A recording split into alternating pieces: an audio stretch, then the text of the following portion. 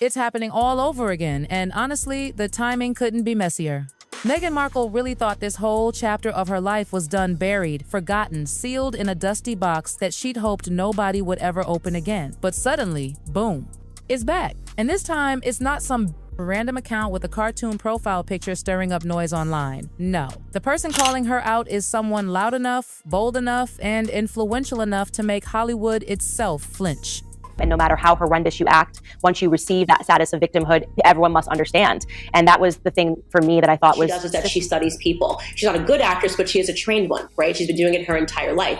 And there was no doubt that she studied Princess Diana. It's happening again. Meghan Markle thought she'd put the rumors, the accusations, and the endless online debate behind her. But this time, it isn't coming from anonymous royal bloggers or faceless social media critics. It's coming from someone with a microphone big enough to shake Hollywood itself. And that's exactly why this moment exploded the way it did, because the woman behind the accusations this time is Candace Owens. And if there's one thing everyone knows about Candace, it's that she doesn't tiptoe around anything. She doesn't whisper. She throws the door open, walks in like she owns the room, and says whatever she wants. And Meghan, she was absolutely not ready for this round. Husband Harry didn't get a look in. The runaway royal, not even mentioned as Bridezilla, looked back on the memorable moments since she walked the aisle on May the 19th, 2018.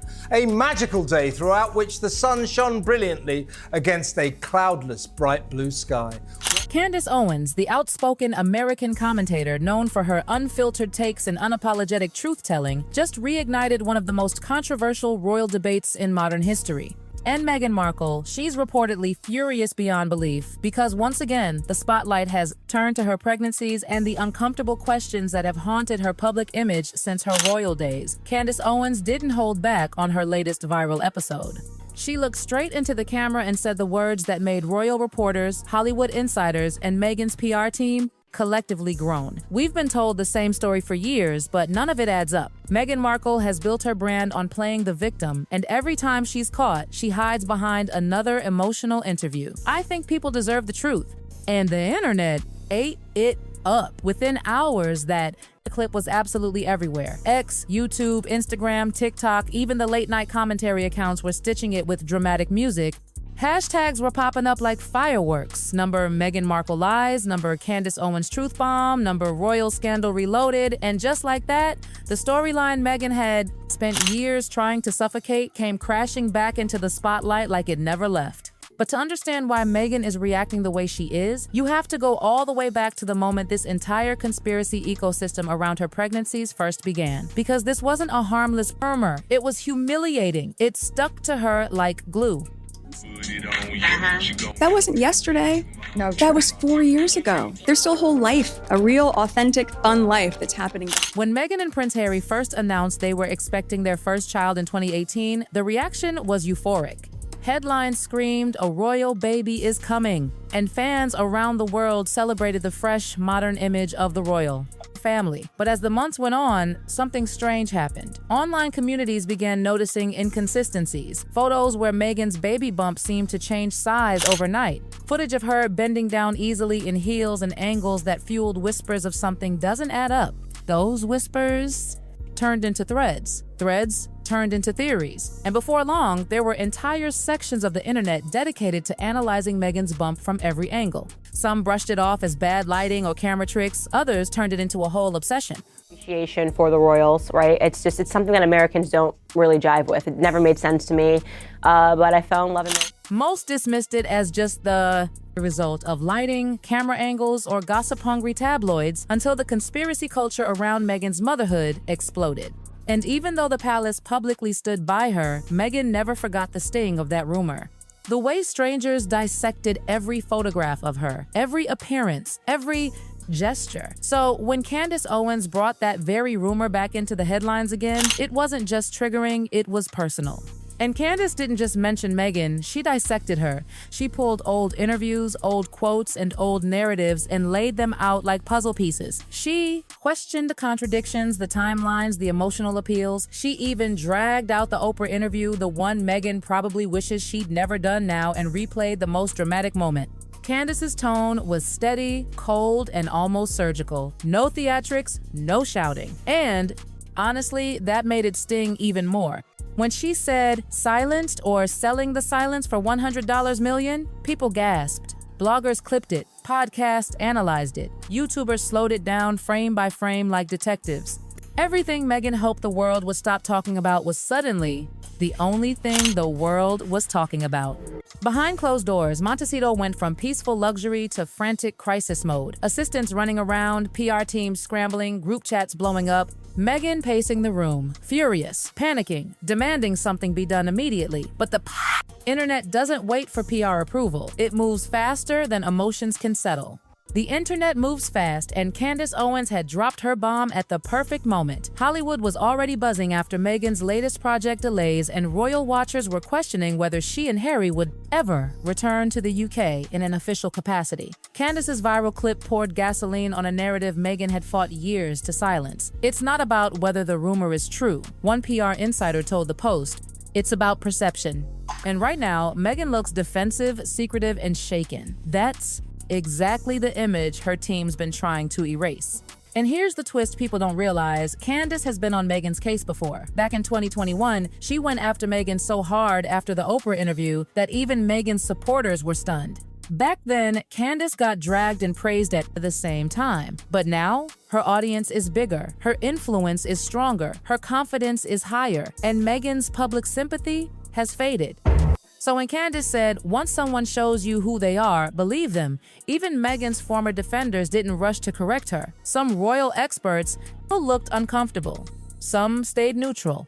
And some quietly agreed. Meanwhile, poor Harry was in London while all of this erupted. The timing couldn't have been worse. Reporters bombarded him with questions, photographers shouted accusations, but he kept walking, eyes down, refusing to give them even a syllable. One palace insider said, "We are not touching this," and they meant it. Meghan no longer had the institution behind her. She was alone in the storm. The internet spun itself into chaos. Old footage resurfaced, old debates restarted, old blogs relaunched with updates. Talk shows revisited segments from years ago like the scandal had happened yesterday. It was deja vu, except now Meghan had fewer allies, less goodwill, and a reputation the public wasn't sure how to read anymore. Hollywood, silent. Friends, neutral. Public, divided. Meghan's image, cracking. Candace, thriving. And Meghan felt it deeply. This wasn't just criticism anymore. It was a full circle nightmare she never wanted to relive. And yet, it was only the beginning.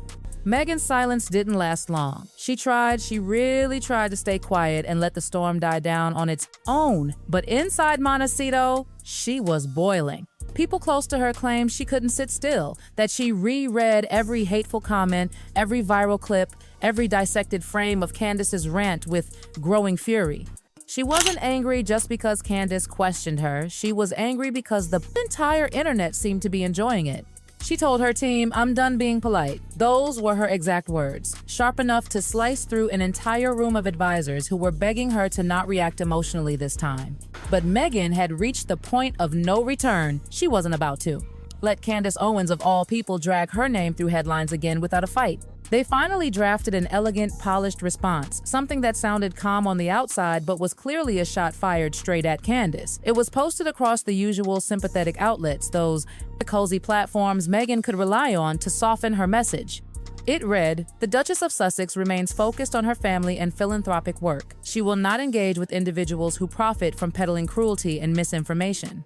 Everyone knew who individuals meant. The internet laughed, screenshot it, reposted it, and titled it exactly what it was: the opening blow of round 2. Suddenly, the feud became entertainment people, treating it like a boxing match. Meghan versus Candace, Duchess versus commentator, royal drama, the sequel. But Candace? Oh, she didn't hold back. She quoted Meghan's statement with only 3 words: hit a nerve. And just like that, she had completely stolen the moment. Candace went live the same evening. Under studio lights, wearing that confident half smirk she's known for, she leaned in and delivered a line that made Meghan's PR team want to disappear into the floor. "You built your empire on talking. Every podcast, documentary, book, interview talking. You don't get to suddenly pretend silence is noble. You opened the door, Meghan. I'm just walking through it." That clip blew up instantly, 10 million views before midnight. Candace became the internet's new main character, while Meghan became the controversy people loved to debate. Hollywood celebrities watched from a safe distance, terrified to pick sides. No one wanted to invite Candace's wrath. No one wanted to be dragged into Meghan's drama. And honestly, no one wanted to risk public backlash. These days, supporting Meghan was a sensitive, risky move, and most people chose their brand over friendship. One insider whispered to a magazine, "People are tired of the drama. Sympathy in Hollywood has an expiration date," and that expiration date had hit. Then came a quiet dagger. An anonymous former staffer, someone definitely connected to Meghan's circle, gave a low-key interview to a gossip columnist. They didn't expose secrets they didn't have to.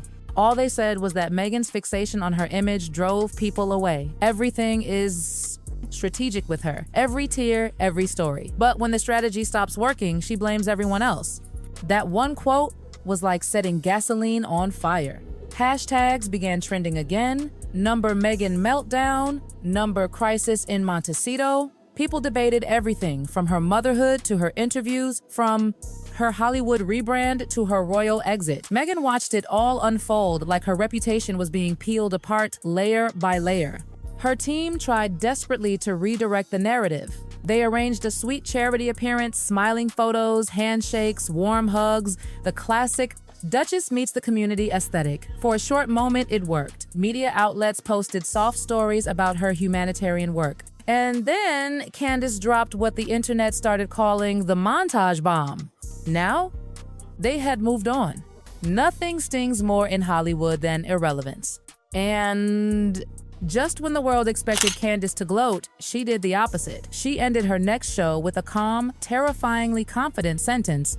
"I'm done talking about Meghan Markle. The truth speaks for itself." No smugness, no victory lap, just finality.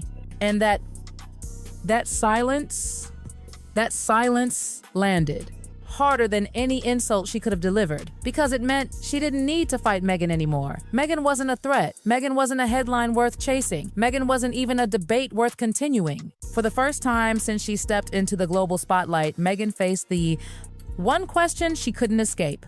Can the public trust her story? And no matter what her PR team planned next, no matter how many statements or appearances or philanthropy photos they released, none of it could answer that question. The world had already decided to wait for her next move, but this time, many were watching with doubt instead of admiration. Public opinion is unstable, sympathy fades. And in an age where clips go viral in seconds, the last voice the world hears becomes the loudest truth. And for Meghan Markle, that final voice wasn't hers.